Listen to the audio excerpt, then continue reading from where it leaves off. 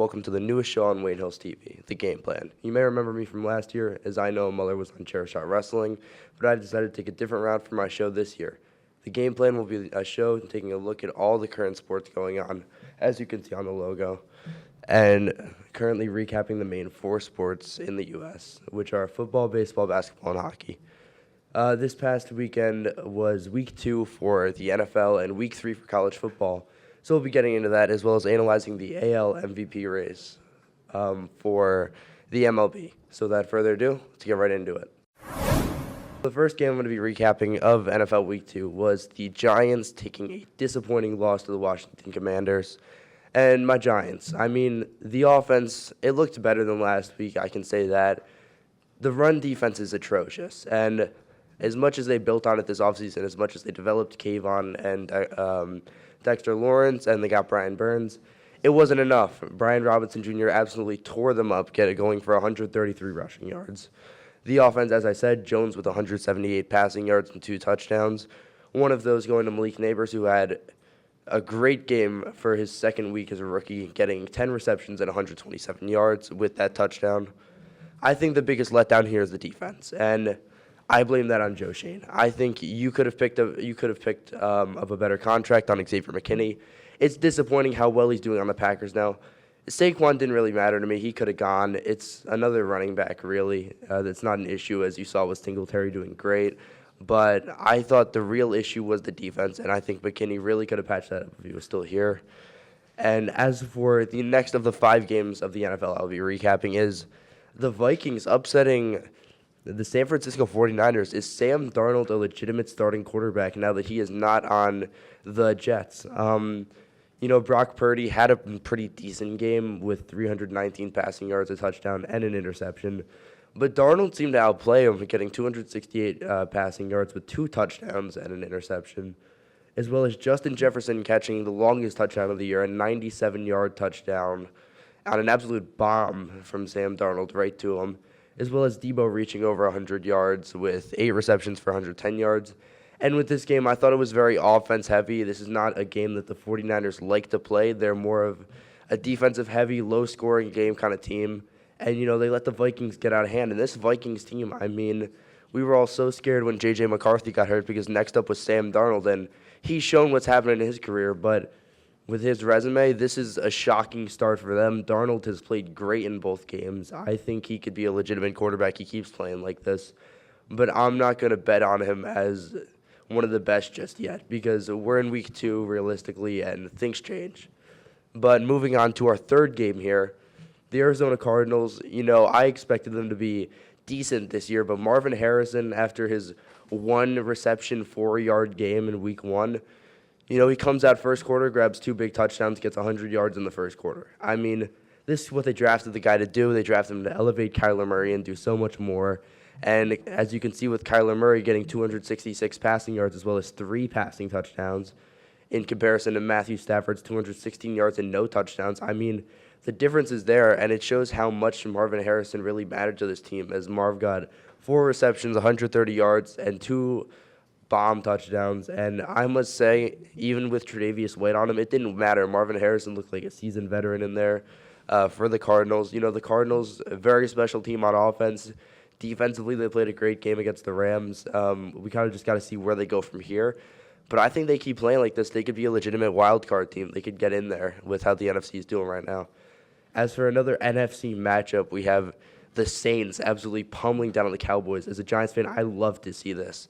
I love to see the Cowboys get proven wrong after giving Dak Prescott a huge contract. With Dak Prescott getting 293 passing yards, which was good, but 2 interceptions, 1 touchdown only. Derek Carr getting 243 passing yards with 2 touchdowns and 1 interception. And Alvin Kamara having the game of his life once again. He has one of these games once every year. But he looked like a beast. He had 180 total yards and 4 total touchdowns, 3 being on the ground, 1 being a long reception. And, Kamara looked unstoppable this game. He's definitely someone to look at in the O-Point candidacy so far. I know, like I said, it's only week 2, so you can't really look at that yet. But nonetheless, he did a very great job this game. And CeeDee Lamb finally doing something after his contract extension. 4 receptions, 90 yards, 1 touchdown. Pretty silent game offensively for Dallas, but, the Saints, they just came out booming. They never stopped. At points we'd think, oh, Dallas is going to somehow come back from this lead. The Saints held strong, and they look like a legitimate team. Honestly, there's another team in their division that could win the division, so I'm not going to rule them like the straight winners of the division yet. But Saints looked very good this game, and it shows promise for this team. But moving on to the fourth NFL game, this is an AFC matchup we have here. The New York Jets, Aaron Rodgers getting his first win in the Rodgers era in New York. He played not his best game, but, he played a game good enough to get the win with 176 passing yards, 2 touchdowns, no interceptions, pretty clean game. Will Levis getting 192 passing yards, 1 touchdown, and 1 interception. Braylon Allen, the rookie for the Jets, the rookie running back. I know Breece Hall had a great game and had a touchdown, but, you look at Braylon Allen. Braylon Allen had 2 touchdowns. He had a receiving touchdown, a rushing touchdown, and he was a key part of the Jets' red zone offense. As I said after the draft, I thought that he was going to be definitely the guy they rely on in the red zone and that would take away from Breece's touches for touchdowns. But Braylon Allen, showing he can really work in the red zone for New York, as well as Garrett Wilson getting going at the end of the game. Calvin Ridley really the standout here for Tennessee with 4 receptions, 77 yards, and 2 total touchdowns, 1 rushing on a jet sweep, another 1 passing. And, I didn't think this was a bad game from the Titans whatsoever. I think they're a very sneaky team in this league. But I think the Jets did show that they can hang a little bit, and we just got to see how that plays out on Thursday night when they face New England. And the last NFL game that we have here, Tampa Bay Buccaneers winning 20-16 over the Detroit Lions. And I kind of expected this, but not really. It's one of those games where you see and you're like, oh, that could happen. But you don't really ever see it coming. And frankly, Baker played a great game. And I do have a concern with Tampa, but I'll explain that in a minute. I thought the Tampa Bay defense played great, but the real defensive standout this game was Aiden Hutchinson. 4.5 sacks, unbelievable. He was about a sack and a half away from breaking the Lions' all-time sack in a game record that was set by William Gay at 5.5. And I just thought this was a great game for the Bucs. Lions, not so much, but the Lions' pass rush was getting to Baker, even though Baker was still being able to make plays. My one big concern with Tampa is how do you split the wide receiver share between Mike Evans and Chris Godwin? We saw it work in the first game. There was a lot of faith there. But week 2, all we saw was Godwin. We didn't really see much of Mike Evans. Godwin had a huge game. Evans was just kind of there. At the same time, the Lions do have a pretty decent secondary, so they could have been doubling Evans all game. We don't know, but they got to get the share going, because if they can have these 2 great wide receivers both reach near or even 1,000 yards, this could be a very big year for Tampa, like it's seeming to be. And this is the other team I have in that NFC South division that can hang with the Saints and that I do think can win the division. Moving on to college football here, Nebraska and the freshman quarterback Dylan Raiola start off 2-0 after beating Northern Iowa this past week. An absolute blowout, and pretty much dominating Colorado, which, I was pretty shocked about. I didn't think freshman coming into his first big game, I didn't think he'd really make that big of a name for himself, but he proved me wrong. He took down Travis Hunter and Shedeur Sanders, that Colorado team that everyone's been bragging about. And Nebraska looks like a pretty good team. They're ranked number 22 in the nation right now. But, you could see a couple sneaky upsets. You could see that go up, so, look out for Nebraska. But Arch Manning, the biggest name probably this week, making a name for himself after Quinn Ewers gets hurt. He ends up with 233 passing yards and 4 touchdowns against UTSA. And just a great game for Arch Manning. It shows that even if they do decide to start Quinn Ewers for the rest of the year, assuming that he's healthy, they have a guy in Arch Manning for the next couple of years that can really produce for them and really bring them to a national championship.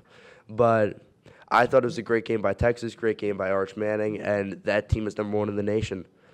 To our final topic of the day, shifting over to MLB here, we are looking at the AL MVP race. It's really a 2-man race between Aaron Judge and Bobby Witt. Judge with a 3.20 average, 51 home runs, 126 RBIs, and a 1.141 OPS. But you have Witt with a 3.34 average, 30 home runs, 99 RBIs, .984 OPS, and 29 stolen bases, which I kind of added in there because that is a big stat for Bobby Witt. Witt has had a very historic year with Kansas City. Taking them to wild card, it's a huge feat for a Kansas City team that we didn't know was going to happen to them a couple years ago. But I think the real runaway here is Aaron Judge. He's projected 57 home runs. It's been a historic year here for Aaron Judge. And I do think he wins the AL MVP race. That'll be it for the first episode for the game plan. These videos will be coming out weekly for football and baseball now, and more sports when their season arrives. Next episode will be all about Week 3 of the NFL and Week 4 of college football, as well as the MLB NL MVP race we'll be discussing.